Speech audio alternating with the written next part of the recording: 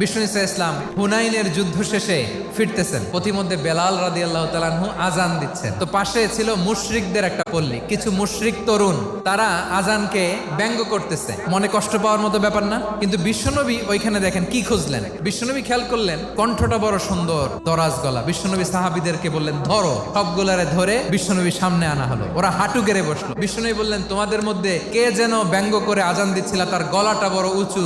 আবু মাহজুরা বলে আমার বন্ধুরা সবাই আমার দিকে আঙ্গুল দেখায়। আবু মাহজুরার মাথায় হাত দিয়ে বললেন এবার আজান দাও দেখি। আবু মাহজুরা বলে আমি তো আজান দিতে জানি না। বিশ্বনবী বললেন তাহলে আসো আমি তোমারে শিখাই দেই। বিশ্বনবী একটা বাক্য পরে, আবু মাহজুরা পরে, বিশ্বনবী পরে, আবু মাহজুরা পরে। আবু মাহজুরা বলে এক একটা বাক্য পড়ি আমার কলিজাটা গলে ঠান্ডা হয়ে যায়। বিশ্বনবীর সাথে দাঁড়িয়ে উনি শাহাদা পড়ে মুসলমান হয়ে গেলেন। বিষ্ণু ইসা ইসলাম বললেন যাও আবু মাহজুরা, আমি তোমাকে পৃথিবীর শ্রেষ্ঠতম মসজিদ মক্কার মসজিদুল হারামের মুয়াজ্জিন হিসেবে অ্যাপয়েন্ট করে দিলাম।